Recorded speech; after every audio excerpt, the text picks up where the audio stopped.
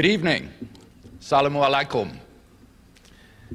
Let me begin by thanking the Muslim Student Association and the Evangelical Christian Union for the invitation to participate in tonight's dialogue.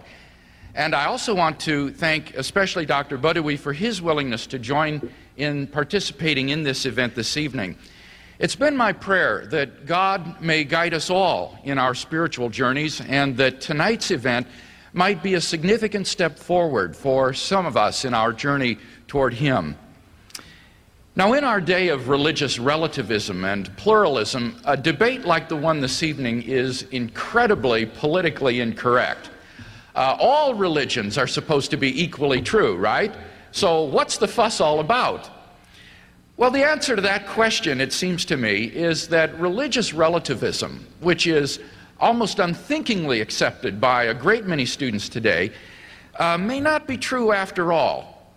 It seems to me that religious relativism is in fact logically inconsistent and therefore cannot be true. The world's religions conceive of God or gods in so many contradictory ways that they cannot all be true. In particular, and I'm sure Dr. Badawi would agree with me here, the concept of God in Islam and Christianity is so different in crucial respects that both religions cannot be right. For example, Christians believe that God is tri-personal, that the second person of the Trinity took to himself a human nature, that Jesus of Nazareth was therefore both man and God, that in his human nature he died to pay the death penalty of sin that you and I deserved, but that God raised him from the dead, thereby showing his sacrificial death to be effective. Muslims deny all these things. We cannot both be right. We could both be wrong. Maybe it's the Buddhists who are right, but we can't both be correct. Thus, every one of us, whether Christian, Muslim, Buddhist, Hindu, atheist, agnostic, or what have you, needs to ask himself what reasons we have for thinking our persuasion to be true. Otherwise, we run the risk of being self-deluded. Accordingly, I'm going to defend two basic contentions in tonight's dialogue. Number one, there are good reasons to think that the Christian conception of God is true. And second, there are not comparably good reasons to think that the Islamic conception of God is true. So let's turn to my first basic contention, that there are good reasons to think that the Christian conception of God is true. Now, obviously, Christianity, like Islam, comes in a variety of forms. But what I'll be discussing this evening is what the writer C.S. Lewis called mere Christianity, the common beliefs of all of the broad segments of Christendom, whether Catholic, Orthodox, or Protestant.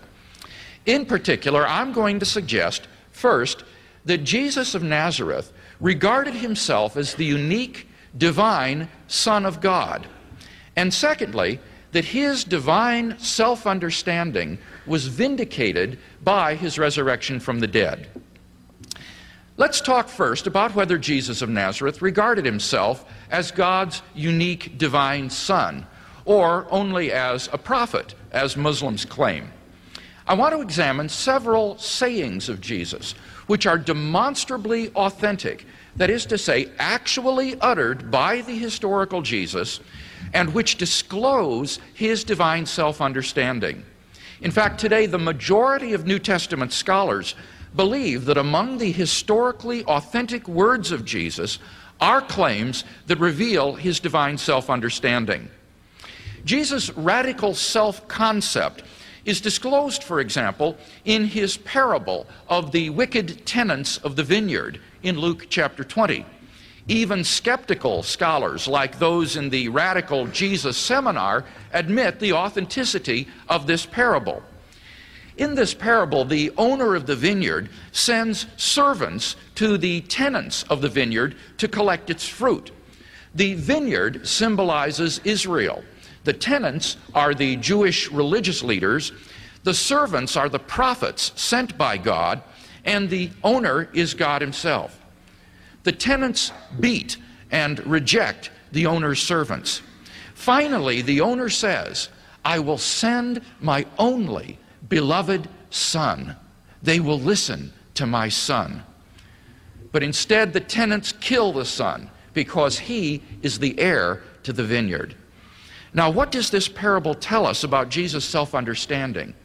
It tells us that he thought of himself as God's special son, distinct from all the prophets, God's final messenger, and even the heir to Israel. This was no mere Jewish prophet. Jesus' self-concept as God's unique son comes to explicit expression in Matthew 11:27. Jesus said, all things have been delivered to me by my Father, and no one knows the Son except the Father, and no one knows the Father except the Son, and anyone to whom the Son chooses to reveal him. Again, there's good reason to regard this as an authentic saying of the historical Jesus. It's drawn from an old source which is shared by Matthew and Luke, which scholars call the Q document. Moreover, it's unlikely that the early church invented this saying because it says that the Son is unknowable. No one knows the Son except the Father. But for the post-Easter church, we can know the Son. So this saying is not the product of later church theology. But what does this saying tell us about Jesus' self-concept? It tells us that he thought of himself as the exclusive and absolute Son of God and the only revelation of God the Father to mankind. Now think of it. If Jesus wasn't who he claimed to be, then he was crazier than Jim Jones and David Koresh put together. Finally, I want to consider one more saying.